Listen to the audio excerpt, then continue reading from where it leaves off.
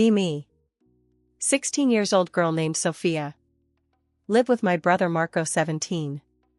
And little sister Alina 13. Small town where nothing exciting happens. But our family is always loud. Dad works late almost every night. Mom hides stress behind fake smiles. Grandma talks in riddles like she knows more. We siblings fight almost every day. But also stick together in silence. One evening while sneaking cookies, we overhear Mom and Dad whispering. Something about papers hidden away. And he can never find out. My heart jumps into my throat instantly. Marco raises eyebrows at me silently. Alina almost drops her cookie plate. Suddenly ordinary life feels different. Like our household secrets. And we are not supposed to know. We pretend nothing happened that night. But none of us can sleep properly. Marco keeps pacing in his room. Alina sneaks into mine whispering questions. What did they mean by hidden papers? Why can't someone find out? I tell her stop asking, but I wonder too. The next morning Dad leaves early. Mom is extra nice making pancakes. Like she is covering something up. After school we meet at the park. Marco says we need to investigate. Alina claps like it's an adventure. I roll my eyes but agree anyway. We decide to start at the attic. The place nobody cleans for years.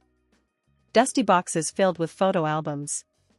Old clothes smelling of mothballs everywhere. Then we find a locked wooden chest. Not big but heavy and mysterious. The key is nowhere in sight. Marco tries to force the lock. But the chest doesn't even budge. Alina suggests maybe Grandma has the key. I warn her not to ask directly. Grandma would know we are snooping around. So we search through photo albums instead. Most are normal family pictures. But one looks strangely out of place. Dad younger standing with another boy. Same age, same hair, almost identical. But no one ever told us about him. On the back written only summer 1990. My stomach twists with nervous curiosity. Marco grabs the photo, hiding it quickly. He says this might be the secret. Alina keeps asking who that boy is. We argue whether to confront Grandma. But decide to keep digging quietly. That night I hide the photo under my pillow. Can't stop thinking about Dad's serious face. And how the boy smiled like family. Something inside tells me truth is close. Next day we skip hanging with friends.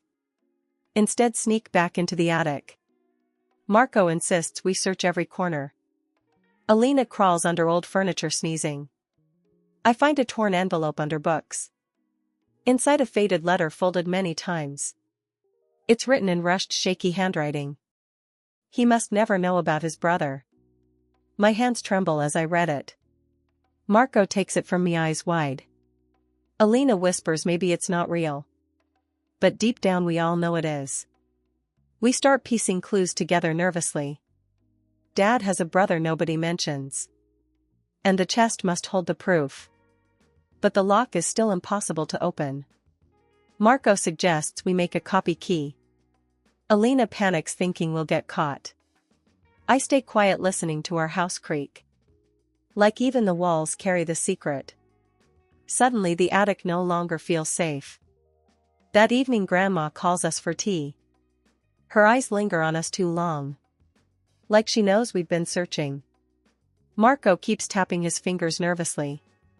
Alina almost blurts everything out. But I kick her under the table. Grandma tells a story about our dad. How he was always protective and stubborn. But then she adds something strange. Life gives children in unexpected ways. I nearly choke on my tea hearing it. Marco stares at me silently alarmed. Grandma quickly changes the subject. Talks about neighbors and old recipes. But her slip confirms everything for us. Later that night Marco says we can't stop. We need to see inside the chest. Alina suggests sneaking into Dad's office. Maybe he keeps the key hidden there. The plan makes my heart race fast. Because crossing that line feels dangerous. Still, curiosity is stronger than fear. We wait until parents fall asleep. The house breathing slow and heavy. Marco leads us quietly to Dad's office. Dark wood shelves full of books and folders. The air smells like dust and ink. Alina tiptoes behind, clutching a flashlight. We check drawers one by one carefully. Papers about work, invoices, boring contracts. Then hidden beneath files, Marco finds it. A small brass key on a leather string. Our eyes meet in shocked silence. It has to be for the chest. Alina almost squeals, but I cover her mouth. We sneak back upstairs holding our breath. In the attic, the chest waits patiently. The key fits with perfect click sound. My hands shake as Marco turns it. The lid opens slowly with creak. Inside, piles of letters, photographs, documents. First thing we see is another name. Not our dad's, but close enough. The missing brother finally feels real. We sit around the chest speechless. Alina picks up a bundle of letters. Most signed with the same unfamiliar name.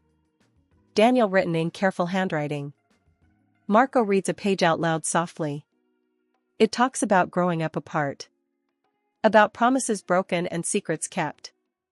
The words sound heavy and heartbreaking. There are also photos of Dad younger. Standing next to Daniel, smiling nervously. In one picture they look like twins. But the back says half-brothers 1991. My heart sinks realizing Grandma hid this. Alina asks why Dad never told us. Marco thinks maybe he never knew fully. Maybe he was told Daniel left forever. The deeper we look, the heavier it gets. Birth certificates hidden under old newspapers. 2 different mothers, 2 connected fathers. The truth is undeniable in our hands. We close the chest, quietly overwhelmed. Like we crossed into a world forbidden. We stash the chest back carefully. Pretend nothing ever happened that night. But sleep refuses to come easily. My mind replays every word in letters. Daniel writing about wanting a family. Saying he would find a way back. Next morning at breakfast, Dad looks tired. His eyes dark circles like heavy shadows. I wonder if he carries guilt too. Marco avoids eye contact with him. Alina keeps fidgeting, nearly blurting secrets. Mom chats about groceries like nothing's wrong. The silence between us feels dangerous. Later we gather in the park again. Marco says we should confront Dad directly. Alina agrees, claiming truth makes families stronger.